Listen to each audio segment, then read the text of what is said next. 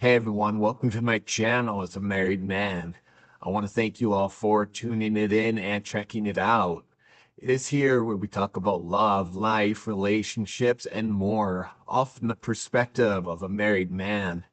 So please, guys, hit that like button and definitely subscribe to the channel. I totally appreciate it. So guys, today's video is actually on a story that was featured today in HuffPost magazine or the HuffPost website or whatever. And the title is, I was taught to protect my virginity at all costs. Instead, I decided to seduce my town's star athlete. Ouch. Um, but the article, it was written by Melissa Duge Spiers. I apologize if I pronounced her name wrong. It is a pretty fairly long article, so I'll be paraphrasing the hell out of it. So I will post a link to it, everyone. Head on over to HuffPost, check it out. Read it for yourselves. I just want to give quick props to the source and to the author, Melissa, and everything like that. Credit where credit's due. Um, there's already so much I want to say about this article, but I'll save my 2 cents till the end. But here we go, everyone. As I said earlier, the article's titled, I was taught to protect my virginity at all costs. Instead, I decided to seduce my town star athlete. So this article starts with the author, Melissa, talking about her time in church. Being born a Seventh-day Adventist, and she's sort of in a marriage and family class. And her teacher, Mr. Walsh, she's actually giving these impressionable teens a lecture. And amusingly enough, he asks, quote, when a man goes to the store to buy a shirt, does he pick up the old one on the floor that's been tried on and wrinkled? Or does he want a shirt straight out of the package, all nice and clean, end quote. So Mr. Walsh, he's spreading some red pill wisdom before it was actually a thing, which is pretty cool. But it's during one of these marriage and family classes, and her overall religious upbringing, and I guess it's taught in her church that sex outside of marriage it's a cardinal sin. And amusingly enough, Melissa, she's heard all the old red pill tropes that, you hear in the manosphere. Hey, you hear hanging out on the YouTube relationships men channels. Yeah, she's heard about the lock that opens for any key versus the key that opens any lock, the chewed gum, the licked cupcake, yeah, the denuded rose and the dirty dollar, and now this new one, a discarded, soiled shirt that has been stained and stretched out by other men. Um, yeah, yeah. So someone's dropping red pill bombs on Melissa. Well, she's still a teen in church class. But moving forward, Melissa, unfortunately, I guess she has a rebellious streak. And with all the religious hysteria, she calls it the strange subterranean panic, a triumphant trampling on the floor on the shirt about sex, the proclaiming about the female body, the sanctity. Um, Melissa decides to go on what she calls a sex hunt. And it's here in the story where she states that she literally was reading the newspaper and she opened the sports page, and in her own words, scrutinizing athletes at the nearby public high school like a college scout in her small town. And she ends up finding this high school athlete named Nicholas Benetti. And in her own words, she states, I had made my decision. Nick would be the recipient of my virginity. And from here, Melissa talks about finding out, this Chad Nicholas This dude, he has a job at the local pizza parlor, so she gets all dressed up and pays him a visit and enacts her fiendish scheme upon poor Nicholas. And they end up going on a handful of dates over the next couple weeks, and she goes on to quote, I made up, I made it clear to him I was on the accelerated track in the AP class with sex. So she's ready to get it on, you know what I mean? And she goes on to state, like, even this guy Nicholas, this poor Chad, she's about to take advantage of. This guy's totally thrown off. Like he's he's totally stumped. Like, what's the catch, you know? But she ends up giving her virginity to him, and she writes, "I was not giving my virginity away. It was not a gift." And it was not being taken. I was giddily destroying it, tossing it aside, stomping on it. I don't, I don't know. Wow. But now, well, if you fast forward a little bit through her article here, through several subsequent decades, she continues like impersonal, detached sex. It was a statement, sex with an agenda. Sex with a vengeance, wild sex, deviant sex, stupid sex, good sex, and bad sex. But none of it belonged to me. It never had. And this coming part, it moved me a little bit. Like, where here Melissa writes, like, it was never about the meaning or the feeling. It was about the act. And as always, the only value was in the performance, the appearance. Uh, that kind of blew me away. That's kind of a window into what has she and how she's feeling, you know. But to finish things up, she continues, the church had been totally wrong, she states, about sex and about everything that came with it. But despite everything I tried, I'd never been able to figure out how to make it right. Like, remember that bit, guys, as we keep going. There's what the church taught her about sex, and then there's what she's trying to discover as she goes through life, having all this meaningless sex. But yeah, as we near the end of this story here, Melissa continues. Yeah, two marriages, two children, and several serious boyfriends later, I was still trying on sex to fit men.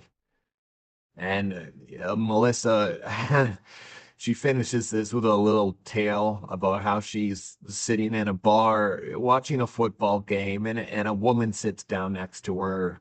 They chat and whatnot, and Melissa goes on to state, I haven't slept with her yet, and I never imagined I might be interested in women, etc., etc.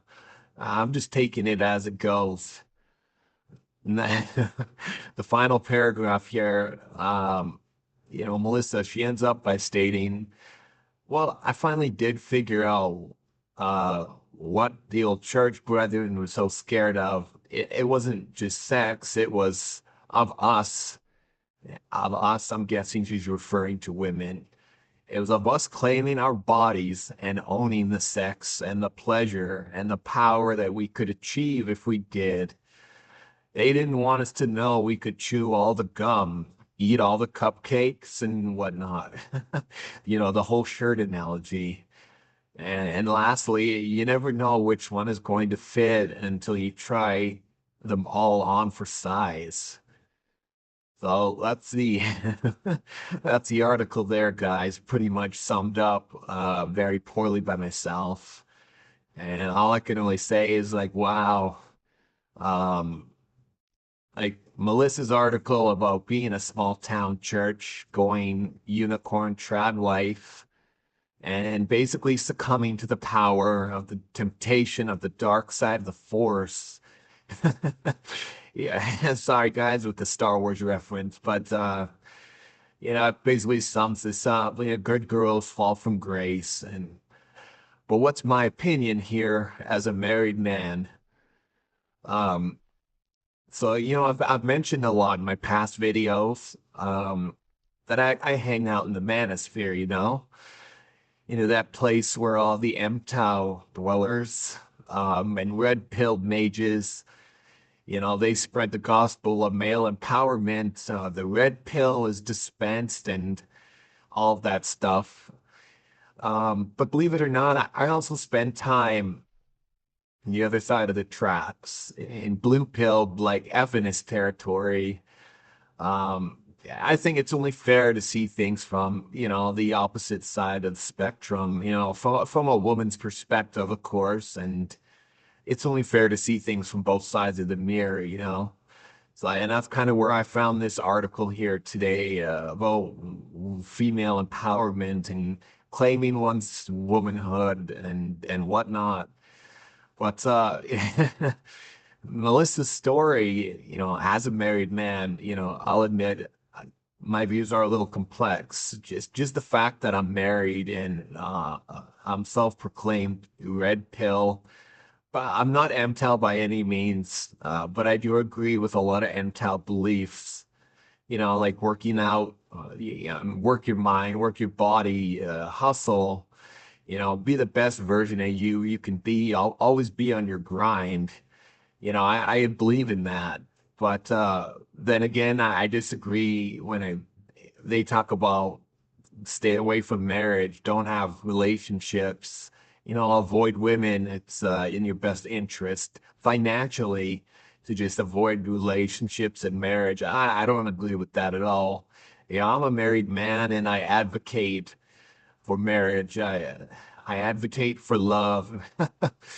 I believe in family and marriage and having children and living your best life with the partner and raising the next generation. That's what I'm all about.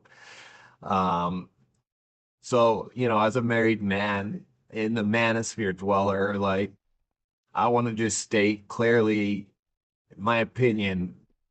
Melissa, the young Melissa, she's what we refer to as a unicorn, or a trad wife. She just didn't know it. Unfortunately, like she was literally the young Melissa. She was literally the woman that every man seeks for a wife. Even those MTOW, like the most ardent red pillar out there who tries to swear off marriage, they'll take a young Melissa in a heartbeat. And that's what makes this story so sad, to be honest. Like to summarize her tale, her descent into hell here, like as I said, she was this church-going good girl, and unfortunately, I guess having chastity and this religious adherence to sex being hammered into her so much, she decided to revolt against the church and its teachings, and it's almost comical. So it is sad, this pastor or teacher that's spitting, he's spitting all these red pill tropes that she didn't understand. It went over her head, but they're so common in the manosphere nowadays. Like she had this teacher talking about the lock that can be opened by any key, the cupcake that's been licked and no one wants, and this one about the new shirt versus the used shirt. But yeah, like Melissa, it's almost comical. Like she picks up a small town newspaper, turns to the sports page. She finds this young, wild, handsome alpha male Chad, and she decides, you know what? This guy's the apex man in this small town newspaper. I'm gonna give him my virginity.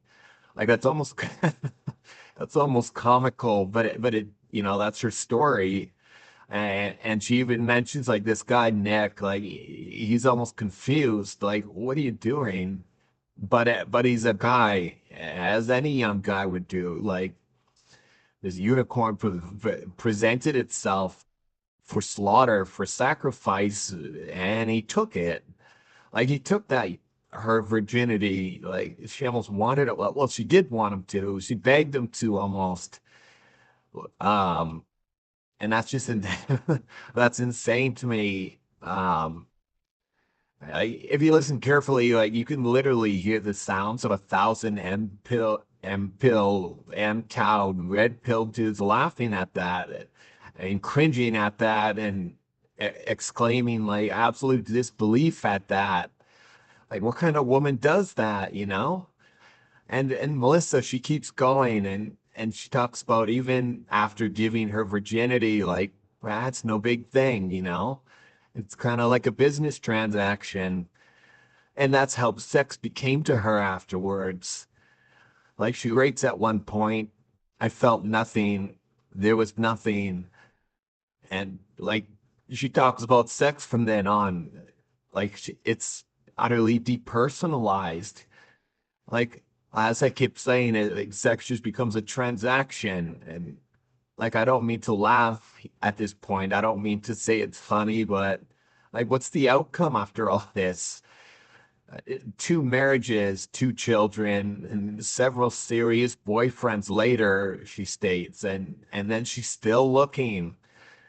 And then she ends this whole tale by talking about, all of a sudden she finds women attractive, and we haven't had sex yet, but you never know. And she ends this whole article by blaming the church and their limitations and their rules on sex. And man, I showed them, didn't I? And at first she's stating like, well, I didn't know what the church was getting at. And now she's like, you know what? I figured out, what to get out of all this. And it's that you don't trust what the church is stating. Don't trust their limitations or their rules. It's you got to wear all the shirts. You got to chew all the gum and lick all the cupcakes. And or else how else are we going to know what we like? That's her thought process here. If you don't have all the sex, how are you going to know what you like? Like I'm just a married man here, and as I stated earlier, like I'm not a licensed therapist, I'm not a psychologist, I'm not a love coach or anything like that. I'm just an average Joe who happens to be married, and when I analyze this story, like she keeps blaming everything on the church, like and her upbringing, and then yeah, like I said, like it's almost like she's trying to prove them wrong, and so she gives her chastity away, to some Chad named Nick. And this guy, he was just laughing it off at the next football practice. It meant nothing to him. But then again, what's sad is it meant nothing to her either. And then she embarks on decades of just sex and failed relationships and failed marriages. And that's because sex is nothing to her at this point. It's currency, it's a transaction. And yeah, like as a married man, that's just so sad. Um, like as a man in general, I can honestly state, like, even just as a guy in general, aside from being married, like every man is looking for a unicorn. Every man is looking for that young Melissa, that trad wife, that virgin. Like this is stuff that doesn't have to be hammered into a woman through like strict religious indoctrination. I This is just simple morals. It's simple ethics. It's a woman's own self-respect, her sense of self-worth. Like being raised in a loving household, guidance from a father, having an excellent, family upbringing, a secure family circle where she can take, advice, where she can be protected and loved and guided and understood. And she's not out there you don't want the church just to influence your child. You need to make sure they're being taught and raised by their parents, which is, as a married man and as a father of two teen girls, that's what I work my best to do. I'm trying to teach my daughters to be these young Melissas, without being too harsh. I know I'll be honest, like I know how the world is today. I know how sex is today, and I know every man and woman out there isn't willing to wait till marriage, and I don't even expect them to at this point, but um I will say, as a man, as a father, even, like, I know what guys want. Aside from sex, they want sex. They want sex. They want it with that unicorn, and they want a trad wife. And that's the result of a feminist upbringing for a lot of women. Um, and that's kind of what made this story unique to me in a way, is that it wasn't really feminist ideology that caused Melissa's downfall. It was the church and her rebelling against it. And but look how that ended up. She didn't even have to turn to like feminism to lead to her downfall. Like she caused her own downfall. Um, she was a unicorn, and she brilliantly and purposely gave away her most precious gift to a guy on a whim. And like I said, he was just laughing about it the next day and, giving the bro fist to all his teammates and practice the next day. Like, hell yeah. It is nothing but a joke to him, a notch on the bedpost to him. But like, here we have Melissa and decades of failed relationships, kids from different fathers, and sex becoming just emotionless, meaningless, transactional experience to her. And all, all of a sudden, here we have Melissa talking about, women are an option. It's almost as if she's still desperately trying to cling to something just for some emotional relevancy. And it's like, God, like I said, you can hear the M-Town red pilled guys laughing at this story, like that's the like I don't mean to laugh, but it's sad. It's sad, but it's also in a way it's like it's laughable. Like look at you surmising your own demise here, But the reason I chose this story it's an excellent example of modern women, and take feminism or feminism out of the equation here real quick. It's a woman whose life just imploded by her own doing, and now she's just lost in the world, unable to form connections, meaningful connections, and she's trying to use sex, but even sex can't be a connection anymore. Um, but that kind of makes you understand, to the men and women listening, if you're still listening to me rant at this point, like what is sex? Why is sex important? Why is it important to have a virgin? It's because of pair bonding, and it's because you want to share that emotional connection with someone. And then you're not going to find that person with someone like Melissa, who's just given it up so much and for so long that she can't pair bond anymore. Like she can't form an emotional connection. And that's what every man and woman wants at the end of the day. As a married man, in my opinion, we all want that emotional connection, and we want it with someone special. And it's sad that Melissa will never find that. And just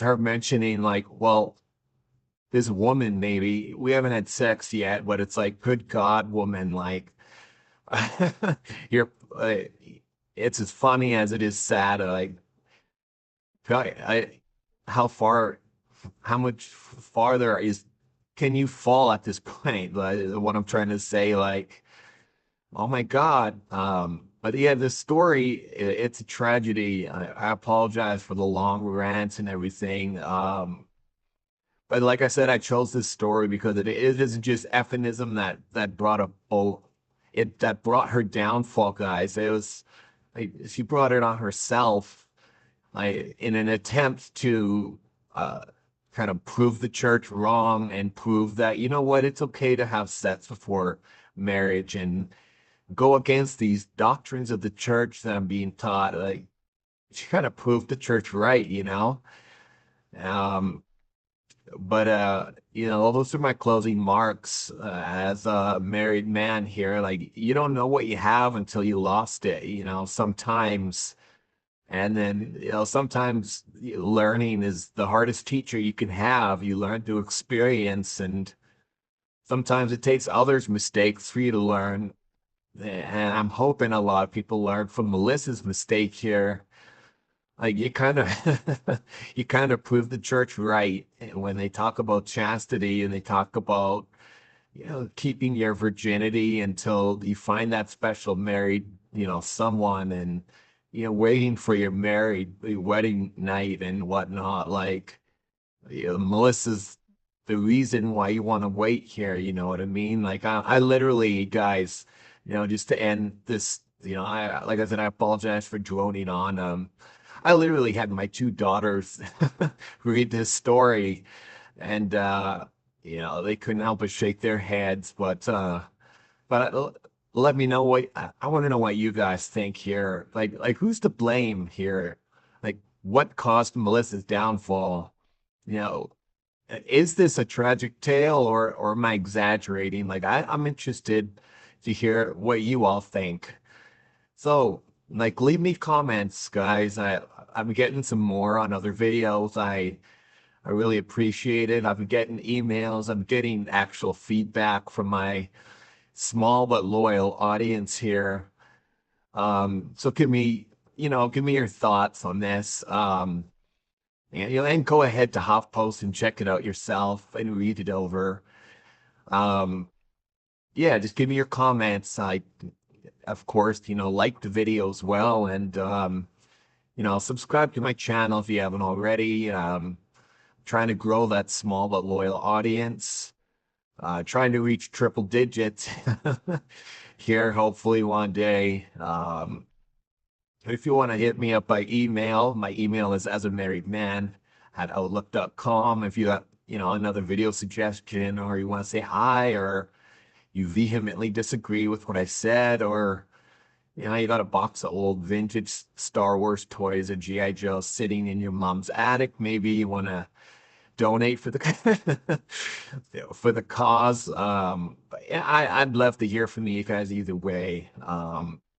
I appreciate you all. I just want you to know that. But that's it for today, guys. I think I've gone on a little much. Just give me your feedback, some likes and subs, and blah blah blah. And I want to thank you all for sticking around. I do appreciate you guys. I do love making these videos, actually. It's nice to see that things are going as well as possible. And I hope you guys will keep tuning in. And I'll see you at the next video, everyone. Bye for now.